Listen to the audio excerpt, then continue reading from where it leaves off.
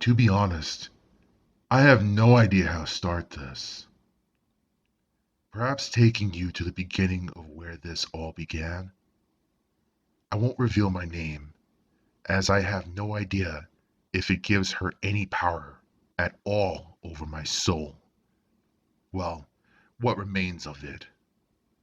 It started when I was 14 years old. I grew up in a shit show of a home with a loving mother but an abusive father. In fact, my father, if you could even call him that, is how I got myself into this mess in the first place.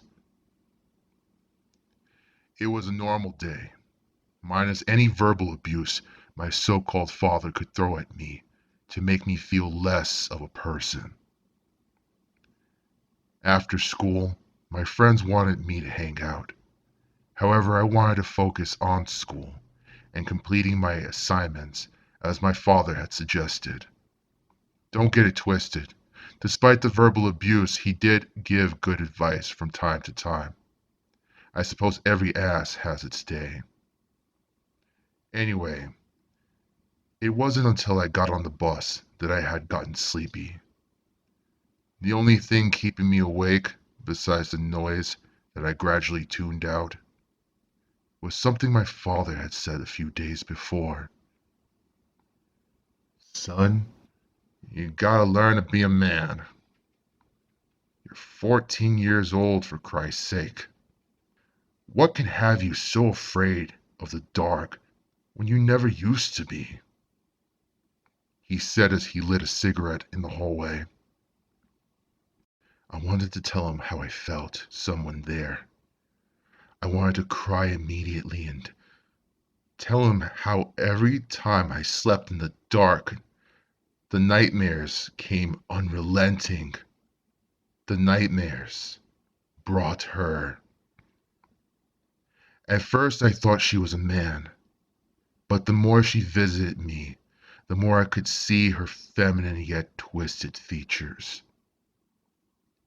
She stared at me with big, hellish eyes. Her grin held teeth as sharp as daggers, and her long nose would greet me every time I was in the darkness. The worst was that sometimes I could feel her hands touching my backside as I kept praying to the God I no longer believe in that she would just go away and that I could pretend none of this was real. It didn't feel cold, but it was definitely not welcoming as I could feel her long, bony fingers touch me. As I said, I did not know who or what this thing was, and telling my father anything would be like talking to a wall. You ever know someone who you can tell pretends to care, but you know deep down doesn't? That was my father in a nutshell. Honestly, as I write this, I really can't tell who was colder to me, my father or the Night Mother. It was a mix of wanting to be brave, the hatred I felt lingering in my heart toward my father, and to those who bullied me, that just pushed me into her arms. I couldn't take it anymore. That night, I went to sleep with my lamp on. The thing that bothered me honestly was how quiet it was. Normally I would have heard something, even the pipe's comforting rattle or the scattering of a mouse might have helped me sleep better. But it was quiet and oddly cool considering the apartment's one working AC and my two fans barely helped me survive the New York early summer heat. As the night went on, I heard only the sounds of a woman in my room. I thought for sure it was just my mother, and perhaps she was just talking to herself. But when I went to look to see, I saw something that I could only describe as a rip in time and space, a portal that glowed a dark purple light. She asked me what I truly desired. I told her simply that I wish to have someone that would protect me. If she smiled, I could not see it past her dark hood. I saw her white hand reach for me. I did not think of anything. Not my mother, not my father, not even her. All I thought about was that I wanted to remove all the pain I ever felt, even if anger consumed me. Just take it all away, and I would have been willing to do anything at that point. When I shook her hand, I heard my screams, except it didn't come from me. Instead, it came from what looked like a bright blue ball version of me. Could it have been my soul? I wondered as I felt myself drop onto my own bed. The following morning, I thought it was a dream and went about my day as normal. Weeks went by and I brushed it off as nothing more than some weird dream. Every now and again, I could hear my own scream from that night. But still, I was determined to just ignore it. Every now and again, I could hear my own scream from that night. But still, I was determined to just ignore it ever happening in the first place. First year of high school was done and I looked forward to summer break despite the heat wave after heat wave, blackout after blackout. Good old New York summer. I thought to myself as I tried getting some sleep one night. It wasn't until late October when she visited me again. This time, it was, in fact, a dream, or so I thought. I was walking. I could feel the heat, but I also felt an odd silence. A gentle breeze hitting me from time to time. As I kept walking, I saw a small, abandoned-looking house in the middle of what I guessed to be some kind of desert. Suddenly, I could feel an uncomforting welcome, and I could not resist the call to it. As I walked in, I felt myself being nibbled on all over. Tiny, numerous teeth making their way along my arms and legs. I did all that I could to resist looking at what I would come to find out were the children of night. I walked to the familiar dark purple glow coming from the staircase that led downstairs. I knew full well it was her waiting for me. So I went to it. Part of me wanted to know what was upstairs on the second floor, or at least see the top of the staircase.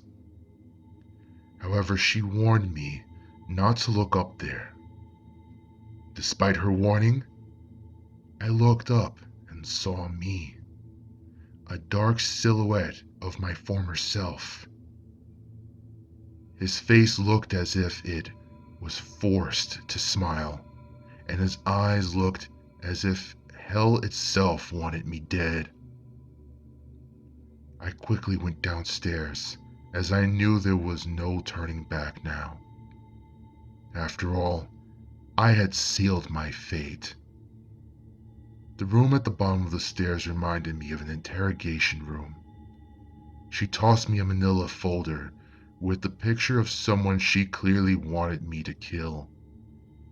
I begged her not to make me do this. but it was either this or that thing on the top of the stairs would have me, along with the children of night. I picked up the folder. My first target was an old man in his 60s. He was in the middle of dreaming something peaceful, and thought I was there to remind him of his youth. He only saw me as a younger version of him. It gave me everything I needed. So I played along. It wasn't until he went for a hug that I repeatedly stabbed him in his back over and over. He tried to ask me why, but I had no answer for him. The last thing I heard as I woke up was a laugh. I cried so much. I had no way of escaping what I had done. That day, hours after the horrible nightmare, the news anchor talked about how the same man that I had stabbed in cold blood was repeatedly stabbed by an unknown suspect. As they said this, I, for a brief moment, saw blood on my hands.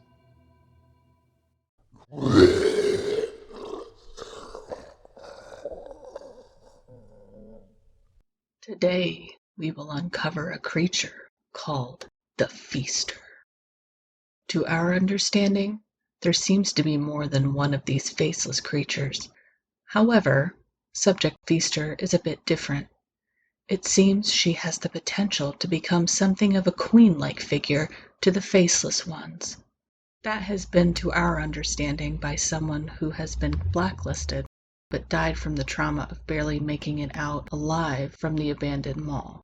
With that said, this is the intel we have on the Feaster.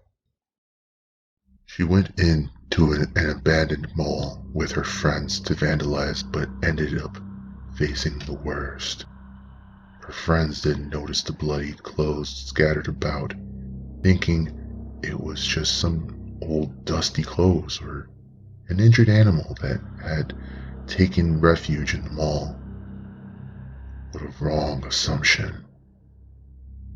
When finishing their vlog, the group decided to explore more of the risky areas until they heard strange sounds and something like messy eating and crunching.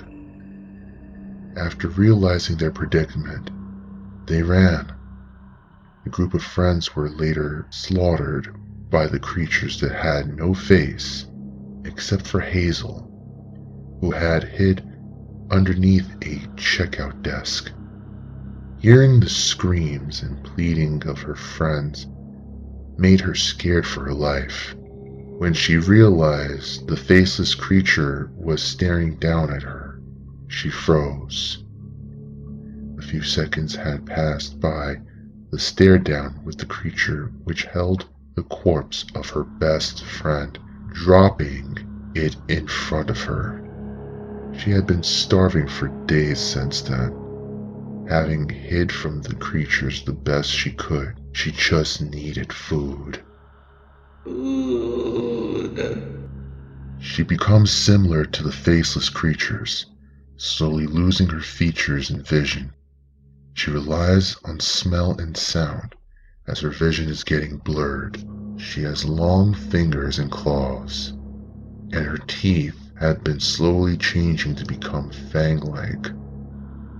Her teeth had ripped through her cheeks. She is also able to unhinge her jaw for a small period of time, often cracking it back into its normal position.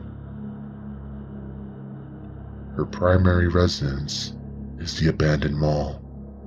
She usually lures in YouTube vloggers or hikers in the area with pleads for help, all of which is a false act to feed her and the faceless creatures.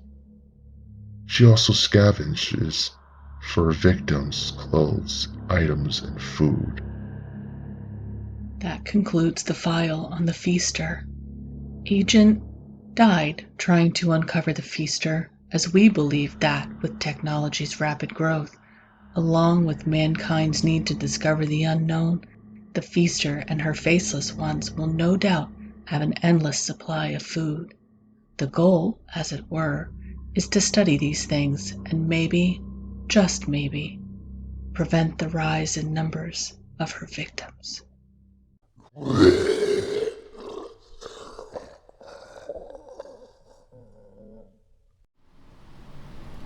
am one of the last survivors of a failed settlement in Antarctica. The year is our current year of 2090, and I'm taking the journey towards the mainland of Argentina, with hopes of being able to gain contact with my family and call on a friend for a favor so that I can try snag a place to live for the time being. Time is of the essence for those who are left to be rescued, and I think that they are not going to be alive for much longer. We all live on borrowed time, but it appears that nature has made a recall on the lives of many of those on the continent. While I have the time between my voyage to South America and my journey home, I should explain what transpired that led to the fall of a rising melting pot of culture, class, and the creation of a would-be emerging paradise. I came to this continent 2 years ago on a business trip. I was told that the western end of the continent would be the perfect place to start a new colony, and that it would soon be a culture melting pot, and a place for high art, the sciences, and for the emerging technologies and life to occur. With the melting of the former western shelf, the rise of the seas, and the millions of migrants heading towards the mainland and wealthier nations, it seemed like a place that would be worthy of an escape route to avoid all the troubles of a warming world and would remind me of the snows that I experienced as a child back home up north. I wanted to try and recapture that experience that I had in my childhood while maintaining the experience that I had grown accustomed to with my upper class upbringing. I like to think of myself as being a purveyor of the finer things in life, and seeing as how this new space of land along the Antarctic was freed up for everything from housing to a bit of farmland along the more fertile areas led me to believe that there was a possibility for a better life down here. Life, or rather life that was beneath the ice, was the problem that cut my plans for a better life at the South End short. I arrived on May 2088 to the area of Antarctica that was known as the West End. A few areas for housing had been set up already, and a system that ran on hydraulics and geothermal energy for powering the homes. Water filtration was set up, and a few rivers had formed from the melting ice sheet that had melted away and left the fertile lands for humans to colonize. While there were talks in the earlier days of being a place to send climate refugees, those who had money and influence saw an opportunity to flee and create their own version of a utopia, away from the interference of major world governments and the immediate material consequences of their actions. While I had my own personal disagreements with the actions that many of these economic and government leaders took, I still had enough influence with my writing and wealth from my book sales and my inheritance to find a home for myself on the West End. And that's exactly what I did. I was one of the first to arrive.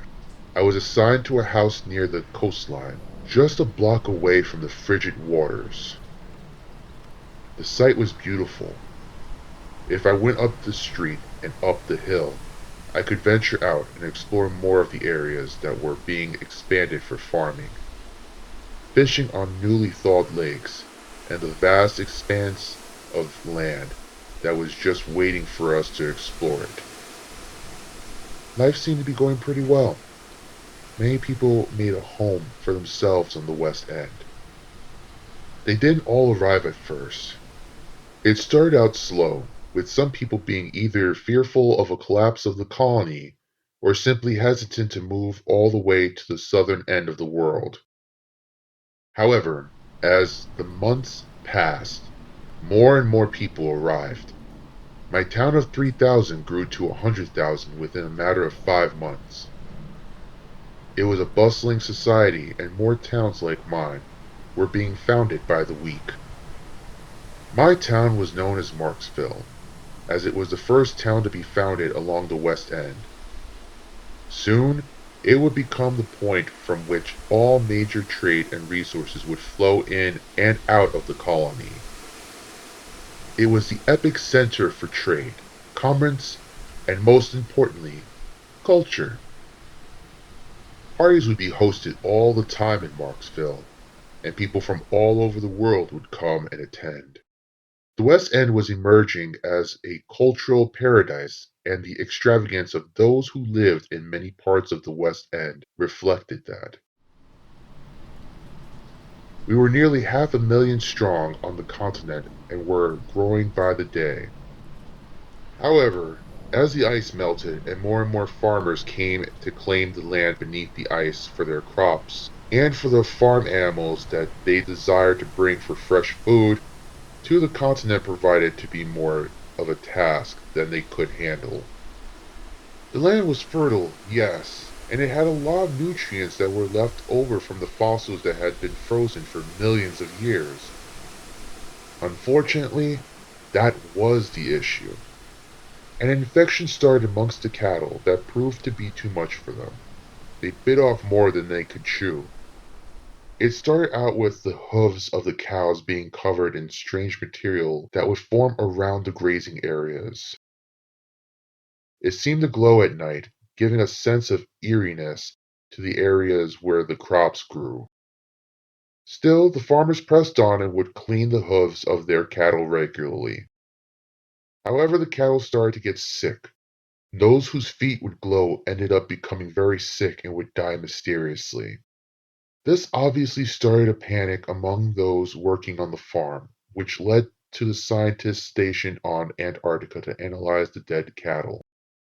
What they found were the cows had a fungus growing on the bottom of their hooves that hadn't been identified before. Worse still was that the fungus didn't seem to be what was killing them. Everyone was left in confusion as to why the animals would die if they came into contact with the fungus.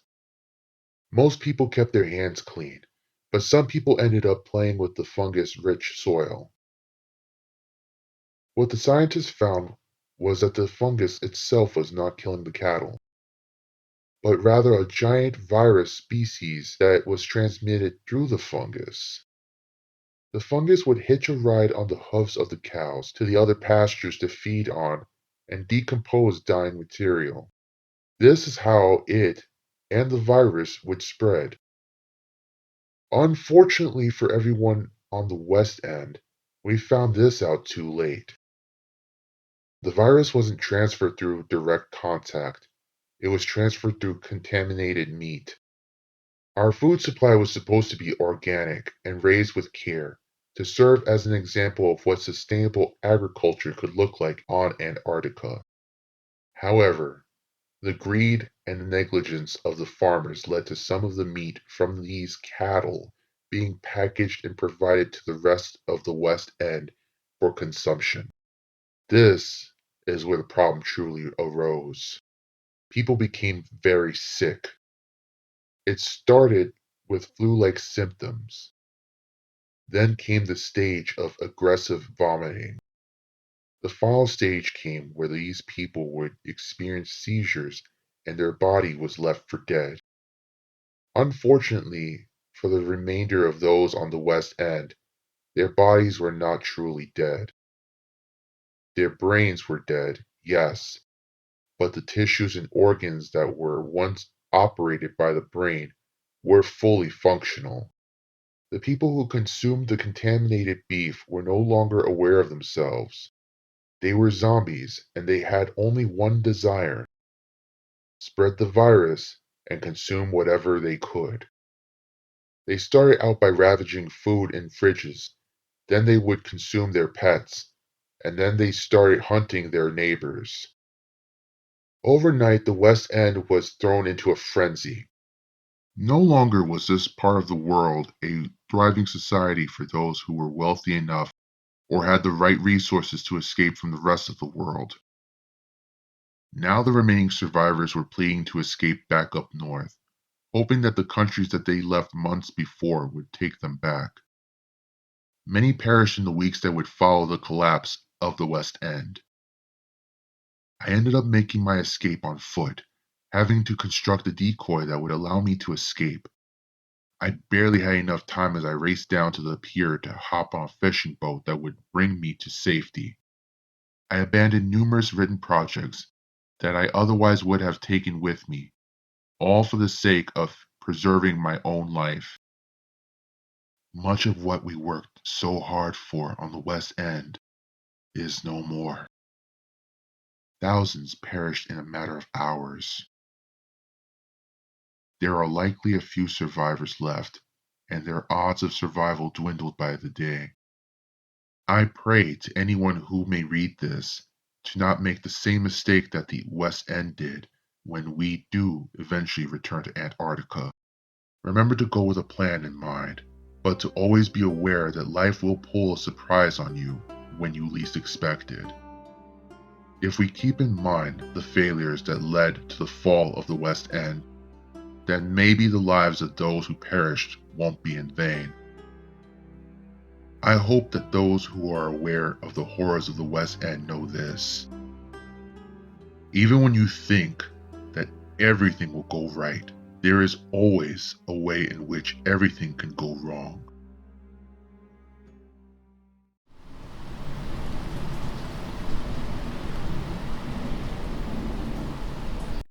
His story is an angelic one, and his tales are to be remembered for centuries. Originating in the great lands of Northern Europe, they have now spread across the earth and into our own home. In 1801, the world was blessed with the greatest folk teller of all time, Walter Edward Thomas. He has occasionally been confused with the Brothers Grimm.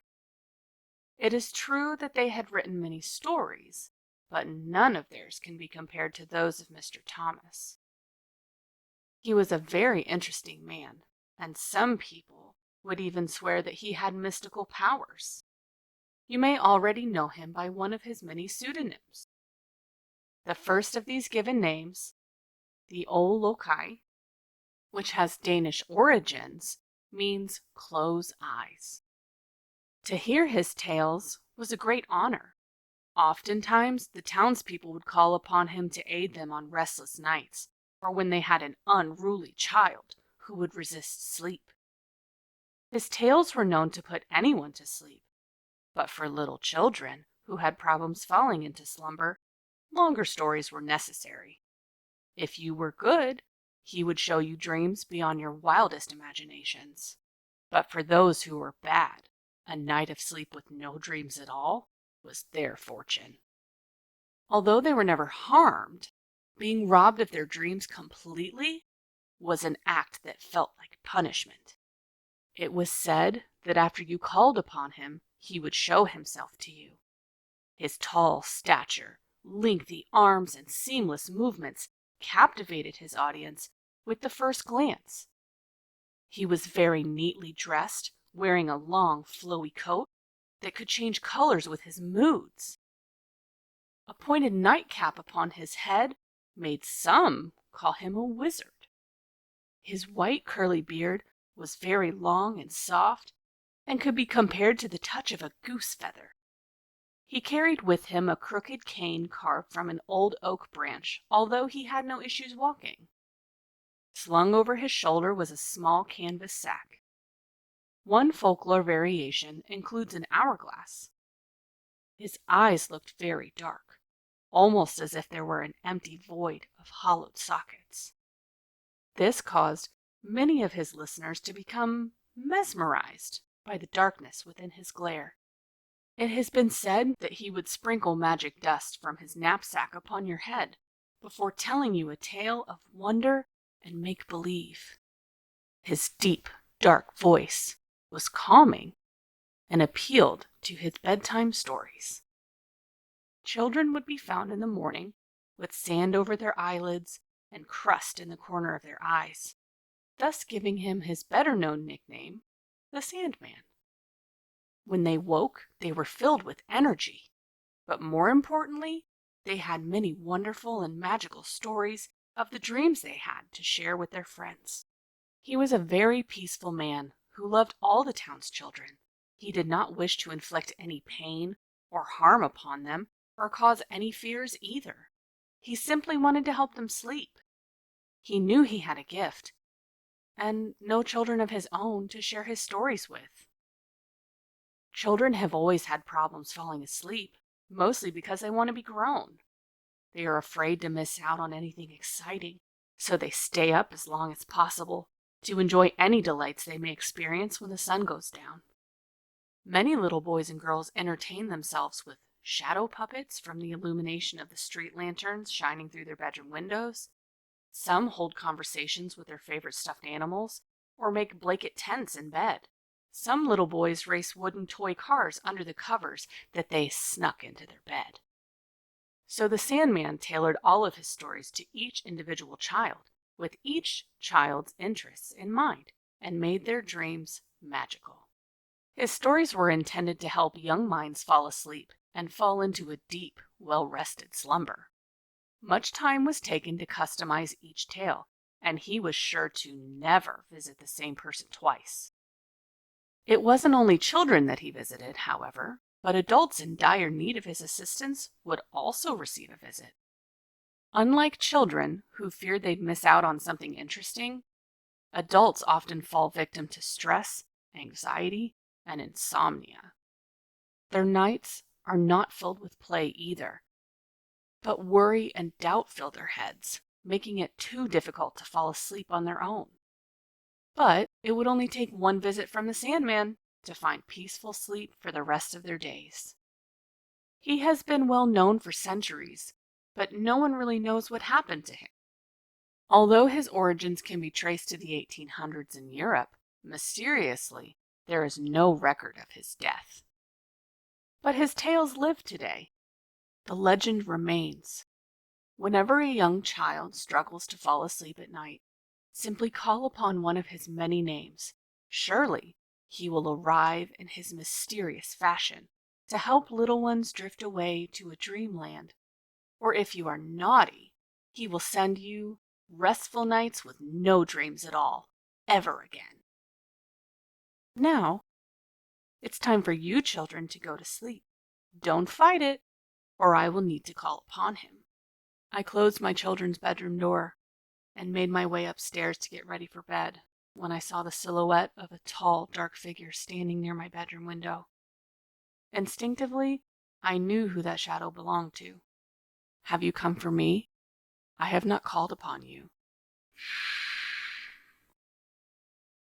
Lay down and let me tell you a story, the Sandman said. You see, as a young man, I was a teller of many tales, not just bedtime stories. But later I learned to give the people exactly what they asked for.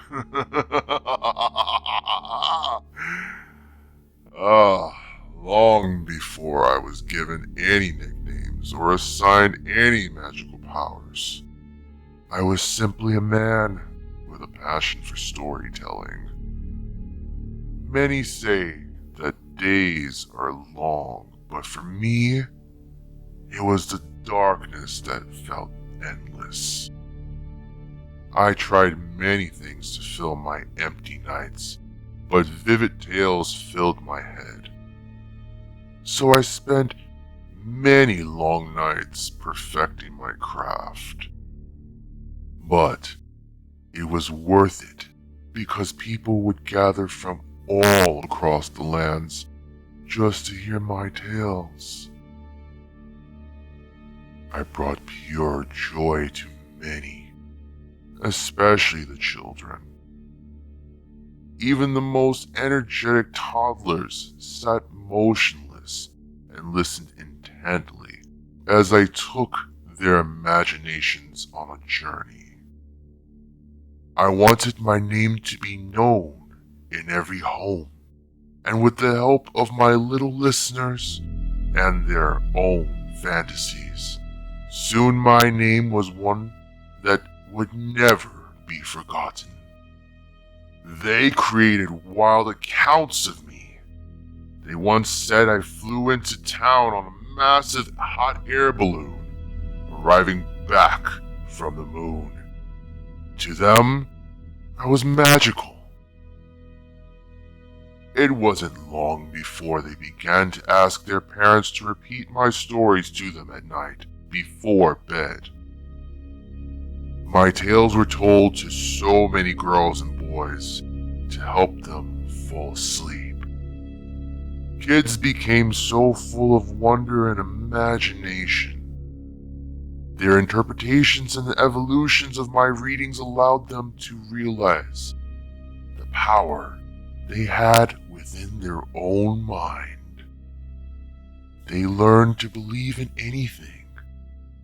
They were creative. They became dreamers. I was so proud of them and the influence I had. But that's also when all the misfortune started. You see, there was one man who was not at all fond of what he deemed a distraction to his daughter. He became outraged when she spoke of me, my fictions, or any time she drifted off into a daydream. Alone in her room at night, she would whisper my stories to herself. So, her father made her an hourglass to set upon her windowsill. If she was not asleep when the last drop of sand fell, extreme punishment came her way. He complained to the other parents, telling them what a bad influence I had become on their children, convincing them that I was evil. I was loved by many, but extremely hated by the few who believed that were. I was loved by many, but extremely hated by the few who believed that my words were of the devil's spell. Hourglasses began to be put up in the windows all across my village. As I walked the streets at night, I could hear children whispering my name, wishing to hear a bedtime story. Unable to resist being desired, I began sneaking into the rooms of the children who were brave enough to call for me at night. I told them stories tailored to them, and stole those stupid hourglasses from their windows. I made sure never to visit a child more than once, for fear of being caught. I went unnoticed until one fateful night. The night little Mary Beth went missing. Oh, the townspeople did not like that one bit, but I was never to blame. I had nothing to do with her so-called disappearance, or the story she had shared about me. She was an intelligent, blue-eyed sweetheart with auburn pigtails. Too smart for her own good, if you ask me. It seems she was telling people about me visiting the town's children at night, which was bad enough, but she added a creative twist to her stories of my visits. The sad part is, I really trusted her. I thought she was a good kid. But her imagination got the best of her, and she began to tell stories of things I would never do. I would never hurt a child the way she said I did. I could never forgive her. She is the reason the townsmen came after me. It seems when they couldn't find her, they came looking for me. Her lies are the reasons my eyes were torn from their sockets. They even mocked me as they did it. You don't need to see when you have an imagination as twisted as yours. Who needs to see reality when you live in your own fantasies? They laughed at me. I don't know if they even believe Mary Beth's lies, or if they were just looking for a reason to silence me for good. You want to know what's worse? They tied me to a pole and had all the children throw stones at me. I loved and adored those children, and they turned their backs on me. Not one of them stood up for me, and it was their parents who brought their children to see me in the first place. But they all at once shunned me. They left me tied up, bruised and bloody for days. I could smell my own flesh rot. Every time I heard a footstep, I prayed for it to be a wild animal to come and end my miserable suffering. But it was just more children coming to stone me and laugh in my face. How quickly they had turned on me. I will never forget their betrayal. 5 nights came and passed. I could feel the end nearing, and then I heard a familiar voice. It was Mary Beth. I'm sorry, Mr. Thomas. It seems you're not the only one with a creative imagination. Now let me tell you a story. When you are dead and gone, it will be me who everyone comes to. You see how many followers I have already? And then she laughed. Right in my ear, she giggled a sinister, evil laugh and placed an hourglass in my hand. With my last bit of strength, I clutched it tight and shattered it in my hand. I was the teller of many tales. I helped little ones fall asleep. Many gathered to hear my stories. What happened? How could my life end this way? These were the questions I asked myself as I took my last breath. 5 days. 5 days is what my life cost. But somehow, I was granted a gift of life once more, if that's what you want to call the state that I am in. Somewhere between life and death. Perhaps my gift would be better called revenge. Don't you know that even after they killed me, they called upon me to help their little ones fall asleep? The nerve of these people, who were blinded by lies, and then chose to blind me, and so now, I blind them. The first to feel my vengeance was that sweet little Mary Beth. You should have seen her face when she saw me lurking in the corner of her bedroom at night. But you really should have seen her face after I held a red-hot metal plate to her eyes. It seems her parents believed she went mad when she told them it was me. My death has become a blessing and a curse. It seems I can live out my wildest imaginations, and not a soul will ever believe it was me. Although I may have lost my mortal body, I have lived on for centuries. People continue to share my stories. They have been retold and rewritten in many different languages, under many different names. I have been called Olokai, the devil. I have been called a demon in Dutch, Latin, French, and Greek. I have been called a ghost, a spirit, and even some kind of entity that was never laid to rest properly. Hell, somehow I magically grew knives for fingers and was burned alive.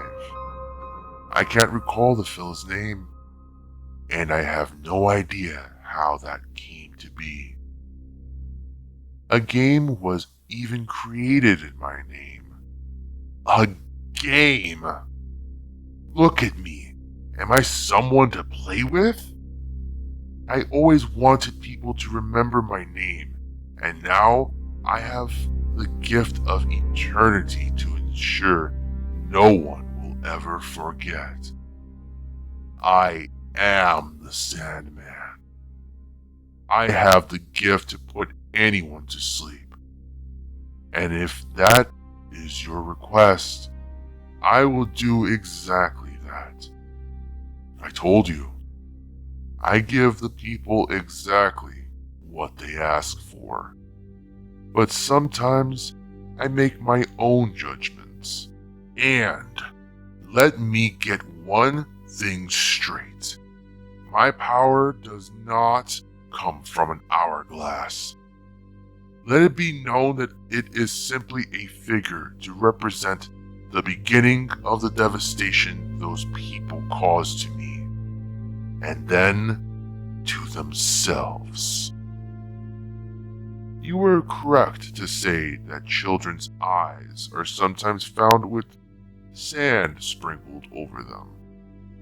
Let that be a reminder to you, and anyone else who hears my unfortunate fate, that the Sandman is still here, and I'm waiting to be called on. And when you call upon me, I put your little unruly bastards to sleep. Or, let's just say, anyone really.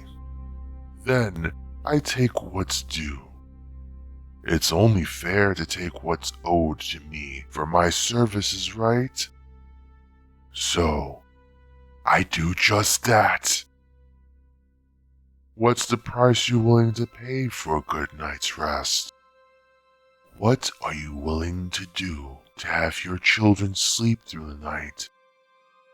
The most precious thing that humans have is the ability to imagine and dream. I was once told that you don't need your eyesight for that. But still, I want what was taken from me. You too will know what that is like soon enough. Now, rest your eyes, my dear. Blinking while I scan the dark room, I grab my cell phone to check the time. 3 a.m. Why am I awake? I sit the phone back down onto the nightstand and roll onto my side. I bury my face into my pillow, trying to will myself back to sleep. I could feel the goosebumps rise along my arms. It felt as though a presence was in the bedroom with me. I dared not lift my head. Images of grotesque faces spiraled out of control inside my mind. It's all in your head, stupid. Just go back to sleep. I finally feel myself start to doze off back to sleep when I feel the faintest pressure against my blanket, slowly moving toward me. I try to move so that I can get the hell out of here, but it feels like I'm frozen in place. I can feel my heart beat faster, faster, faster. My chest barely containing my heart as whatever is on top of me inches closer and closer. I open my mouth to yell, but only silence escapes my lips. The unseen force on top of me begins to bear down on me. I can barely breathe. I gasp for air. I think to myself, Is this it? Is this how I die? Somehow I manage to find the strength to begin to sit up when I see it. sitting on top of me was some sort of creature like I've never seen before. An inhuman, slender body, hunched over with fingers digging into the blanket, though the fingers resembled more like claws. It glared at me with red eyes that seemed to glow in the dark room. Before I could attempt to make another move, the monster pins me back down onto my bed. This time, I'm able to scream as I feel teeth tear into my flesh.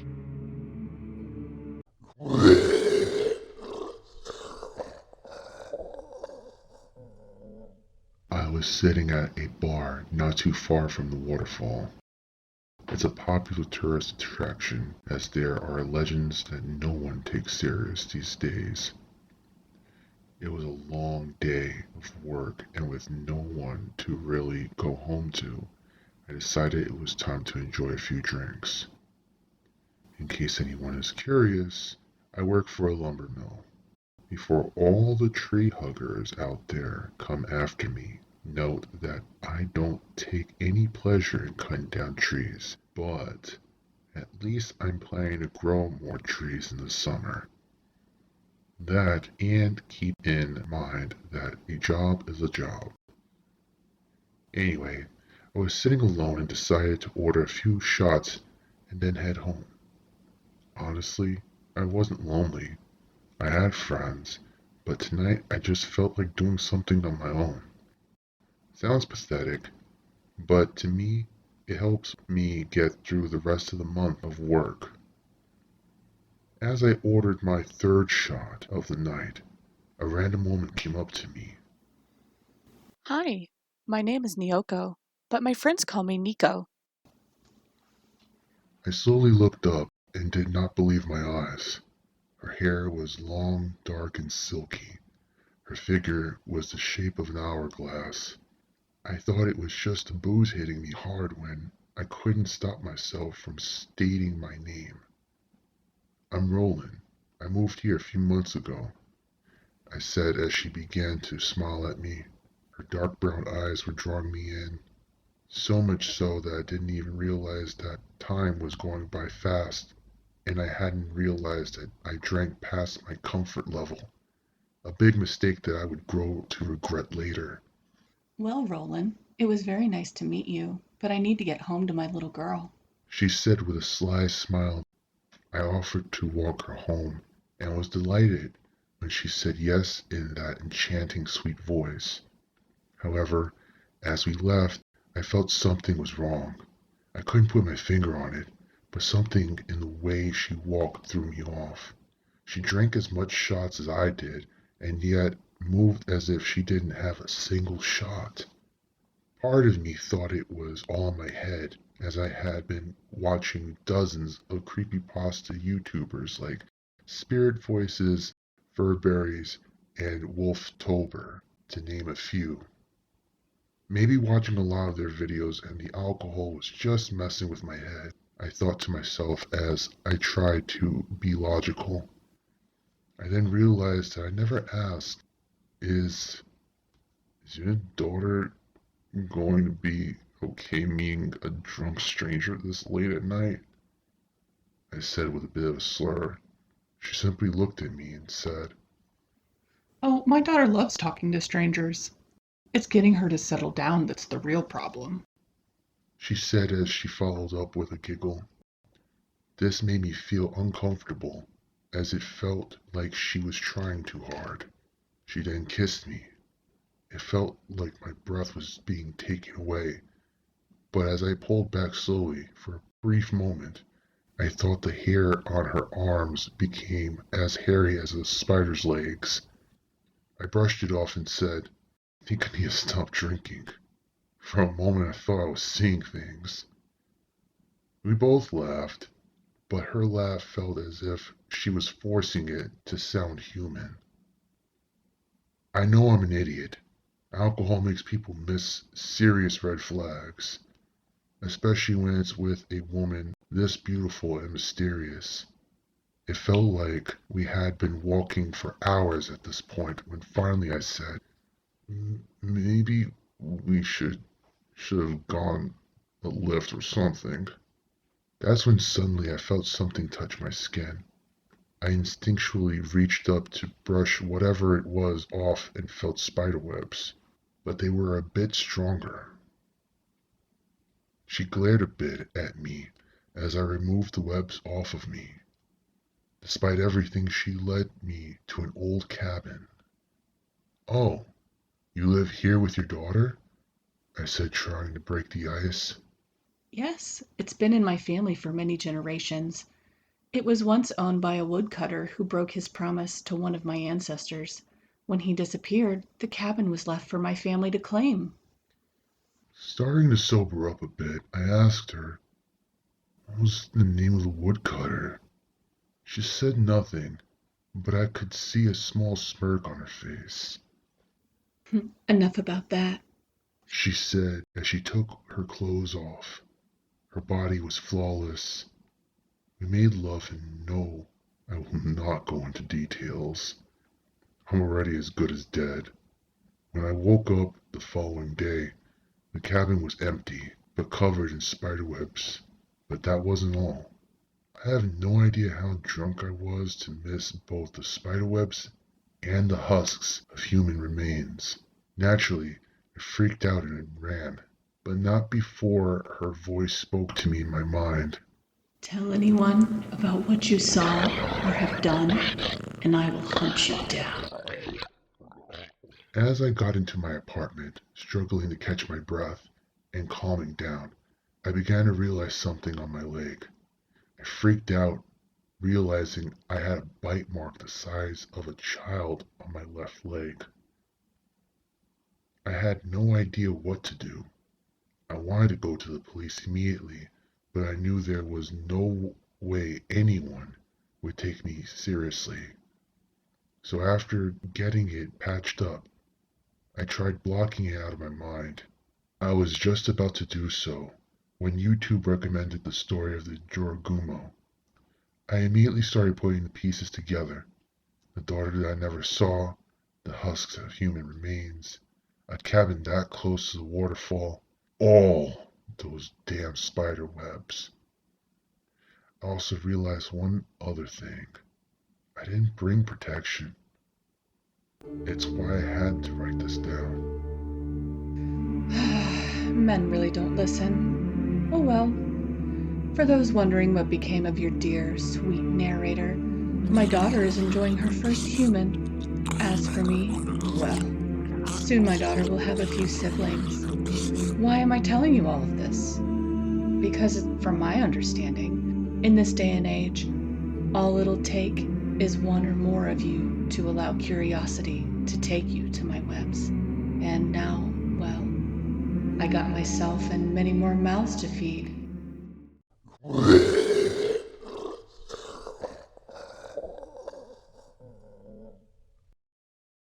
Huddled together under a blanket, my sister and I looked out the window, watching lightning flash across the sky. We flinched at each thunder boom. Lightning in the bedroom flickered, threatening to go out. Our attention is quickly stolen by the creaking from the attic above.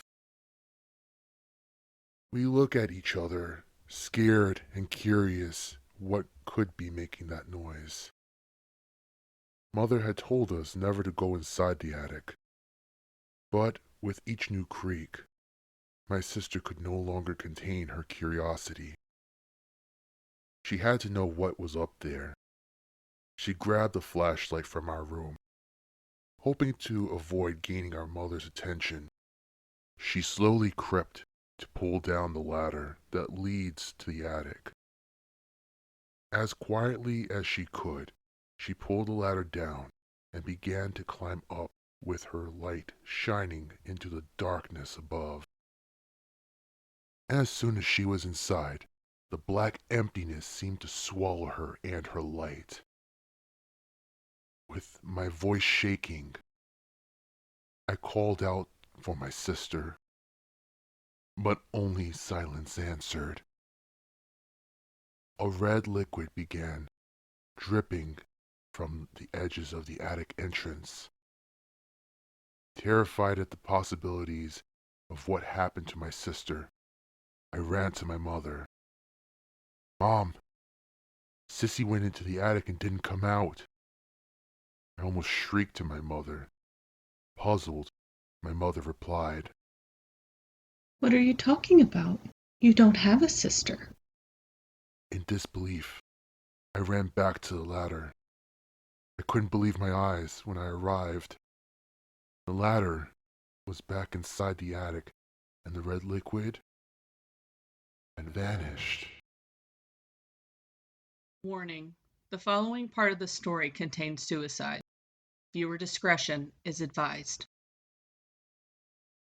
It's been a couple of years now since my sister disappeared into the attic. Although I seem to be the only one that remembers her, I can feel my memory of her slipping away. So I've decided that before I forget her completely, there's something I must do. I must climb into the attic. I have to know what happened to her. Of course, I fear that my fate will be no different from hers. But I refuse to go on like she was never here. I wait until Mom leaves for work before I make my move. Once I hear her car drive off down the road, I grab a flashlight and a pocket knife. I know the pocket knife isn't much, but it's better than nothing. I pull the ladder down and begin my ascent into the attic. Slowly I climb with my flashlight shining into the dark attic above. I stop with just my head and flashlight into the opening, where I shine my light around the room. To my surprise, it just looks like a normal attic with nothing but some old boxes placed around the room. I climb fully into the attic room and begin to walk around. I'm even more baffled than I was before. What on earth happened to my sister? I decided to check one of the boxes to see what else I could possibly find. First box I check has a bunch of folders inside. I don't think much of it until I notice my name written across the side. I open the folder, but quickly drop it as my eyes dance across the pages. I remove my hand from my mouth and pick up the folder back up. I begin to read the file inside more closely. The pages read as follows. Name: Alec Carter. Date of birth: March 16th, 1989. Gender: male. Psychiatric diagnosis: schizophrenia. Presenting issues: patient was brought in due to hallucinations and delusions regarding the existence of an older sister. Patient's hallucinations and delusions are still prevalent as he talks of her being consumed by the attic in their home. I stop reading and set the folder back into the box as I wipe tears from my eyes. My life seemed like a lie. What else in my life has a lie, or a delusion, or a hallucination? How can I go on when I can't even trust my own mind? Shaking, I take the small knife from my pocket. I flip the blade open, and as quickly as I can, I slice the veins in both arms. I stumble to the ground. So, I rest my back against the box. Feeling my vision begin to fade, I write a message on the attic floor for my mom in blood. I'm sorry.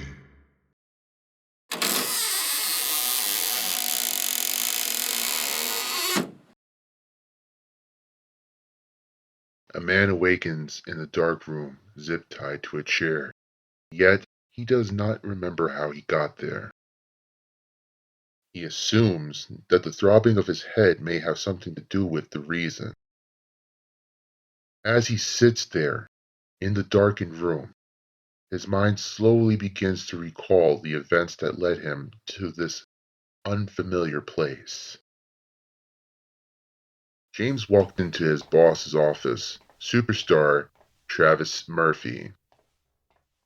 This man ruled the law firm. No case was too big or too small for him to take on. It simply didn't matter. He had never lost, and he would do anything to keep that streak alive. What took you so long? I would have aged 10 years if you hadn't moved any slower. Pick up the pace. I could find your replacement by day's end if not. Travis remarked. James looked down at the floor, his demeanor stiff and cowardly. Sorry, Mr. Murphy. It won't happen again. I'll make sure to move quicker. James whispered.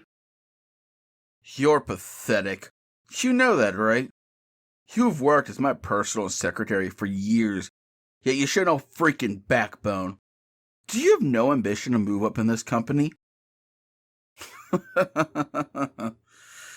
Pathetic. Travis harshly laughed. Sorry, sir. Thank you, sir.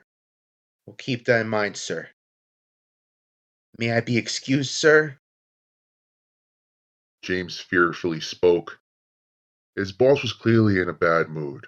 It was always best to keep your head and fly under his radar when he was irrational like this. Getting to work on his daily tasks, he kept the thoughts of what his boss said in the back of his mind. He is not that pathetic. He has a wife, children, and is very happy. So what if he wasn't born with a silver spoon in his mouth? This is what he has to do in order to put food on the table and to keep his family clothed. Does this fucking bastard not realize the words hurt? Seriously, sticks and stones very well may break my bones, like we were taught as children. However, words can very well hurt too. The pen is mightier than the swords. This has always been one of James's favorite quotes. The reason for this is that words have started wars as well as ended wars. They have saved lives and ended lives. Now to hear this fuck throw insults around and then tell me how to live my life? Someone needs to put this smug asshole in his place. James thought to himself. The phone begins to ring as he is lost deep within thought. He mindlessly answers the phone for the 100th time that day. He immediately hears the familiar voice of his sister. Katie, how are you? This is a nice surprise. He says. He quickly realizes that she is crying, which snaps him out of his thoughts. James's tone is full of concern when he speaks again. What's wrong, sis? On the other end of the phone, Katie sobs, her words caught within her throat as she struggles to catch her breath. Lexi is dead. She manages to say.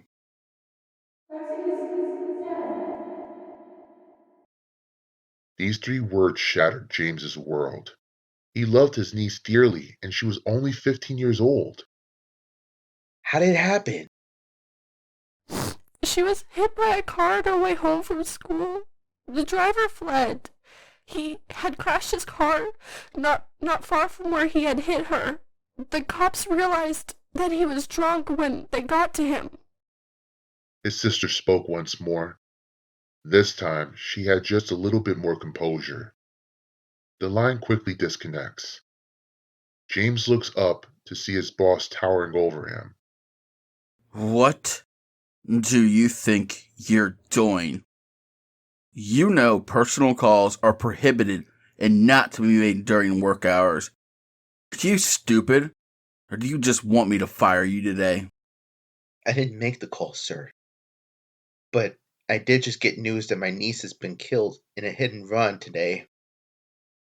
I need to go home and be with my family, Mr. Murphy. Is that okay with you, sir? James spoke. Tears welled in his eyes as he tried to keep his composure. His boss's eyes clouded with anger. Is that okay with me? No. No, it is not okay with me, you moron. Do you know why I came out to see what your pathetic ass was doing? It's because I just had to answer my own phone like some kind of common lawyer. We have a new case. A government official's son has been in a car accident. He hit some stupid child and is facing some serious charges. He would need to work overtime today. James stands up, his face mere inches from his boss's. He has to try and do something for once. You do realize you're defending the person that just killed my niece, don't you? You cannot take this case. Give it to someone else, please, sir. James begs him. I have worked for you for years. Do me this favor and don't take this case. Travis looks up and down, his expression changing from anger to one of pure amusement. You really think you matter to me at all? This is a high-profile case, and with that comes money and prestige. Also, you're fired, so clean out your desk, get your pathetic, cowardly presence out of my face and out of my office. If you're still here in 30 minutes, then I'll have security throw you out on your ass. James, feeling defeated, cleans out his desk and leaves. He did not have much to clean out, therefore it took him a total of 10 minutes. He realized that he still had his access card upon leaving the building. Fuck it! He shouted. He would turn the stupid thing in when they called about it. First, he needed to go be with his sister. Over the next week, James did not concern himself with finding a new job or even give his boss a second thought. He spent the time making arrangements for his niece's funeral and being with his sister at the trial. Finally, the day came. The evidence was open and shut. The cops found the kid in the car, drunk off his ass, with James's niece's blood on the car. However, he said he was not the driver, and the cops found him in the passenger seat, blacked out. There was no evidence of a second person in the vehicle. The jury went back and deliberated for less than 20 minutes. They came back with the verdict of not guilty. This sent James into a rage. He knew his former boss had done some illegal shit to pull this off. It was the last straw. James went home after he dropped his sister at her house and managed to get her to sleep. He considered getting drunk, yet the more he thought about it, the more he realized that bastard needed to learn that his actions have consequences. James got into his car later in the night, only to notice that it's 6 o'clock in the morning. No one would be in the office for another 2 hours except Travis. That man always got there promptly at 7 o'clock.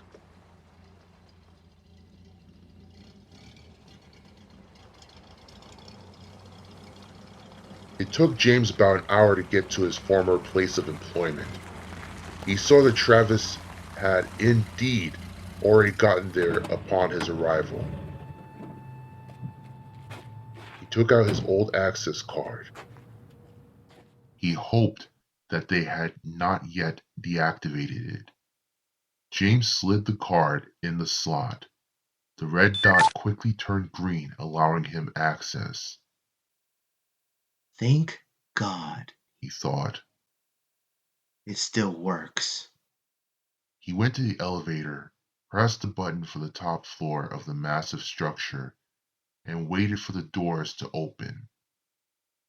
The elevator ride took maybe 5 minutes to complete, the gears grinding as the metal container moved up every floor before coming to an abrupt halt. The doors slid open, and he quickly stepped out. He could hear his boss blasting his classic music, which he always played when he was hard at work on a difficult case. James grabbed the first heavy object that he could find before creeping into his boss's office. James, full of rage, smacked Travis in the back of the head as hard as he possibly could. Travis fell out of his chair, rolled over on the floor, and saw the face of his former secretary. As Travis's vision began to fade, darkness quickly overtook him.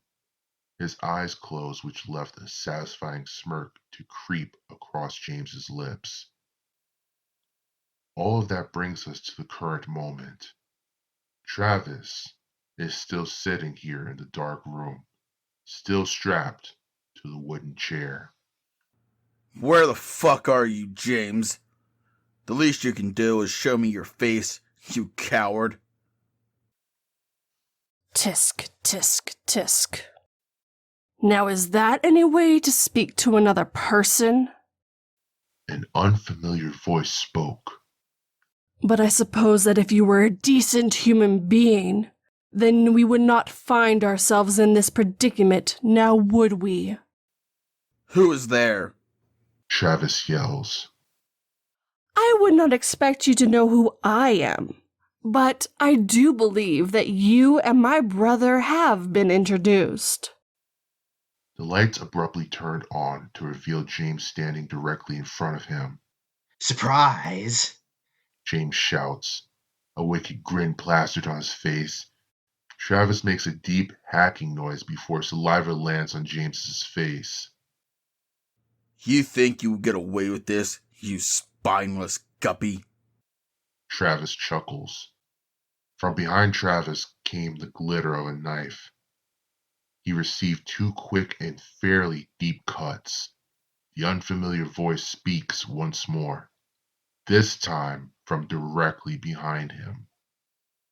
Consider this an introduction to your current circumstance. If you insult me or my brother again, then you shall receive cuts for every one. If you lie to us, then you will also receive a cut. However, if you can humble yourself enough to tell us the truth, well, you just might walk out of this with your life. But I doubt you're capable of that. Finally stepping back from the shadows, the unfamiliar voice morphs into a person to reveal James's sister, Katie. And who the hell are you? I am the mother of the child who was murdered by that piece of shit you defended. That is who I am. I should give you another cut for that, but I'll give you a pass this time. I did forget to explain one thing to you, though. The more blood you lose, the more the container below you collects.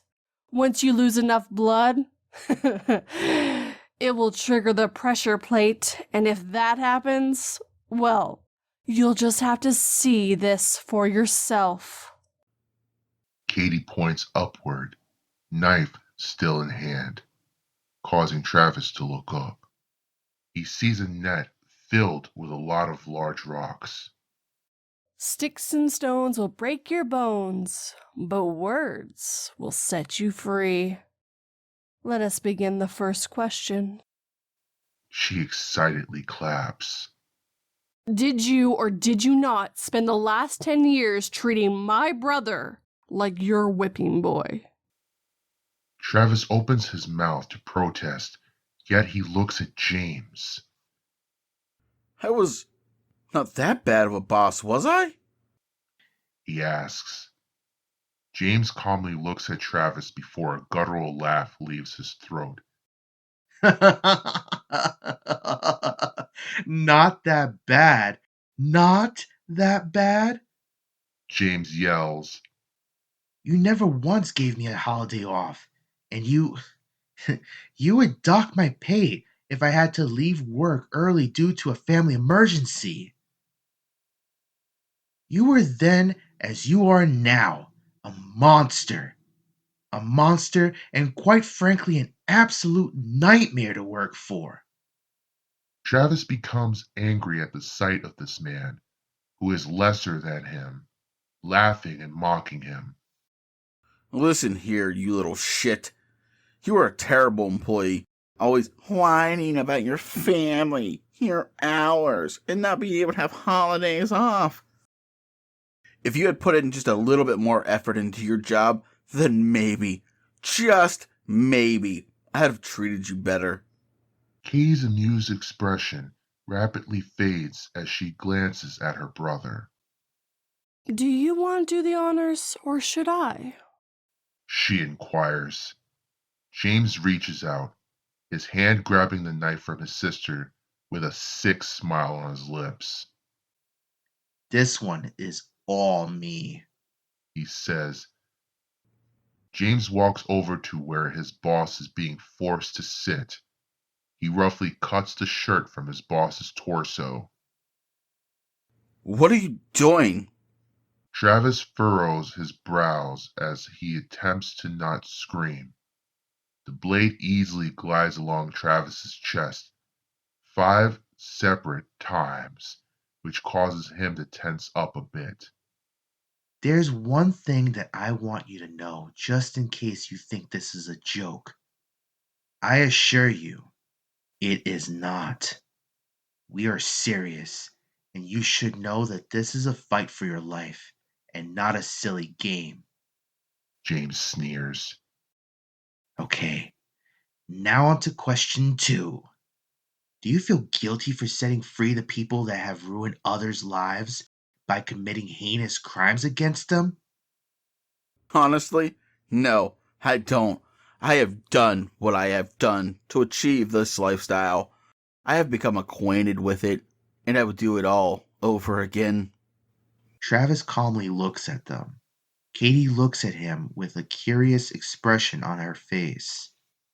So you have admitted that you tampered with evidence, threatened witnesses, and asked your clients to perjury themselves? Katie stated coldly. Oh, what the hell? It's just us here, right? Yeah, I did it. I did it, and I loved every single second of it. You don't even understand the kind of adrenaline rush that you get from breaking the law while knowing full well that I would never be caught. Being the smartest person in the room does have its benefits after all. You feel no remorse then? Not even a little guilt for all the lives you ruined? Well, I must commend you for telling the truth. Your lack of empathy towards your fellow man cannot, no, it will not be overlooked. Katie coldly states. She grabs the knife from her brother's weak grip, her lips pursed into a tight line as the anger building within her struggles to be contained. This one is all mine. She walks over to Travis, one eager step at a time. Her feet stop just before him. She calmly places the knife against his chest, firmly pressing the blade onto it until it pierces the flesh. The blade is slowly dragged down the entirety of his chest. Her cutting is slow and deep, which invokes a scream out of Travis, the likes of which they had not heard to this point. Final question.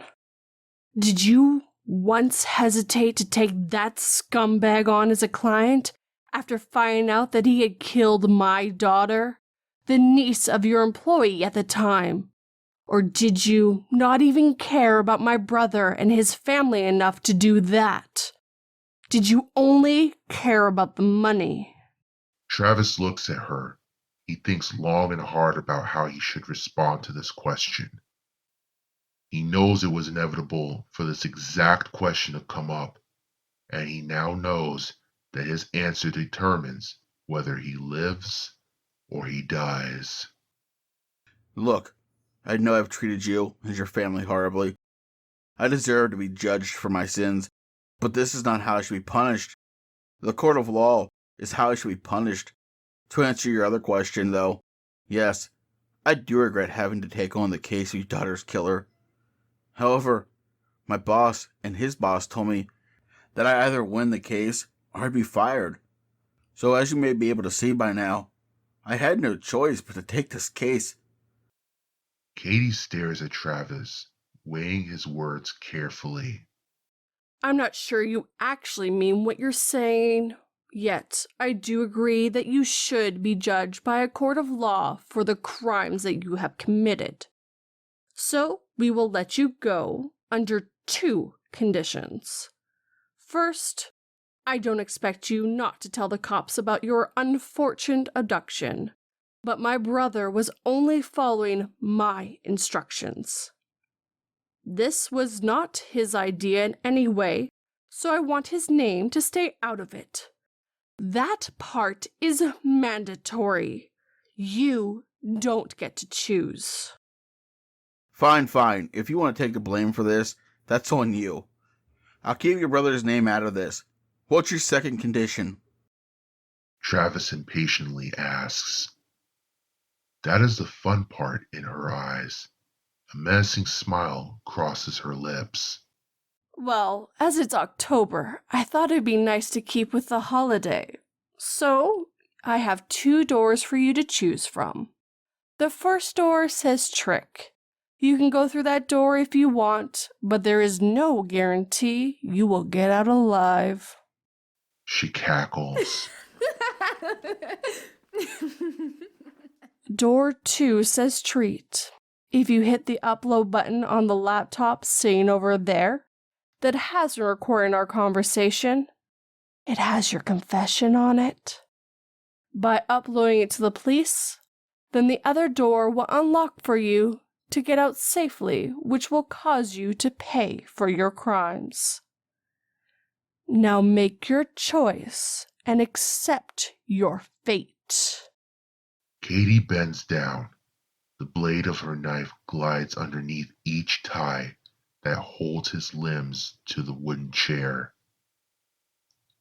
She is serious about giving him the chance to pay for what he has done. Travis, on the other hand, can't help but laugh at her. This woman must be delusional to offer him such a thing like that.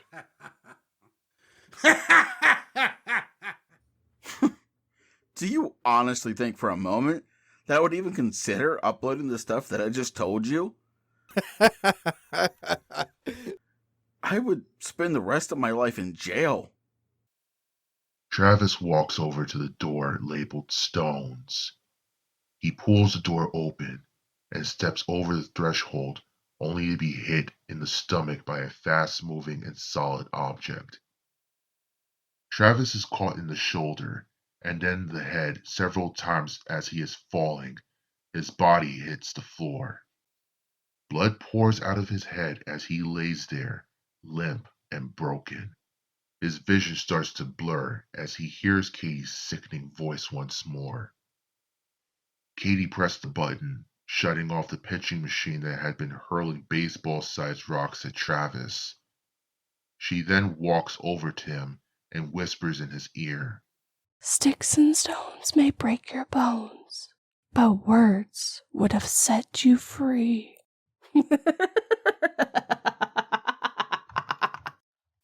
What the hell, Katie? I thought we planned on setting him free. James shouts.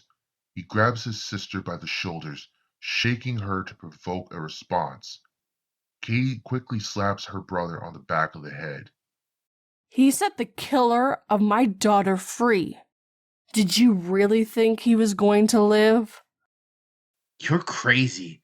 I'm going to the cops because you've lost your goddamn mind. This is not okay. You need help. A loud bang as her brother turns to leave the room. James feels a sharp pain in his chest. He slowly looks down to see a small bullet wound, blood seeping out of the hole and running down his shirt.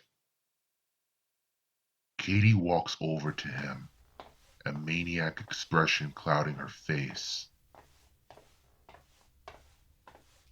My sweet, sweet brother. I'm so sorry, but if you stand against me, you must die as well. Goodbye, my dearest brother.